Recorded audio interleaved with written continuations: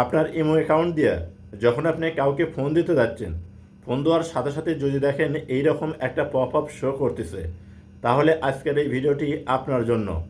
এই পপ আপটা বা এই লেখাটা কী কারণে শো করে আমরা অনেকেই কিন্তু জানি না। বিভিন্ন সময় ইমোতে আমরা বিভিন্ন সেটিং অন অফ করে রাখি।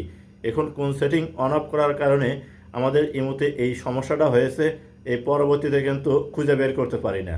তো যদি কখনও আপনার ইমোতে এই সমস্যাটা হয়ে থাকে, অর্থাৎ আপনি যখন কাউকে ফোন দিতে যাবেন, ফোন দেওয়ার সাথে সাথে যদি দেখেন এইরকম লেখা শো করতেছে, your battery setting may interrupt call, অর্থাৎ আপনার ব্যাটারি সেটিং আপনার ইমোর কলে কিন্তু বাধা সৃষ্টি করতেছে।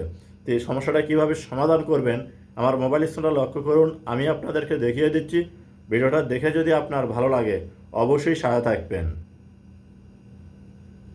প্রথমে আপনার মোবাইলে থাকা সেটিংটা ওপেন করবেন। আপনি সেটিং ওপেন করার পর এরকম শো হবে, স্কিপ করে উপর দিকে নেবেন। লওয়ার পর আপনাকে করতে হবে কি, এখান থেকে অ্যাপস নামে একটা অপশন আছে, এইটা খুঁজে বের করতে হবে। তো আপনি অ্যাপসের উপর ক্লিক করবেন। ক্লিক করার পর আপনার মোবাইল ফোনের সমস্ত অ্যাপসগুলো এখানে শো করবে। এখন এই জায়গায় আপনার ইমো সমস্যা না ইমো বেটার সমস্যা সেইটা আপনাকে খুঁজতে হবে। তো আমার ইমো বেটার সমস্যাতে আমি ইমো বেটার উপর ক্লিক করলাম। আপনার যদি ইমো হয় ইমোর উপর ক্লিক করবেন, তারপরে এরকম শো হবে, স্কিপ করে উপর দিকে নেবেন। এখান থেকে করবেন কি, ব্যাটারি নামে একটা অপশন আছে, এই অপশনটার উপর ক্লিক করবেন, তারপরে এরকম শো হবে। এই জায়গায় এখন আপনাকে করতে হবে কি, যদি দেখেন রেস্ট্রিক্টেড আপনার এইটা টিক মার্ক দেওয়া আছে, তাহলে কিন্তু কাউকে ফোন দিতে গেলে আপনার এই সমস্যাটা হবে।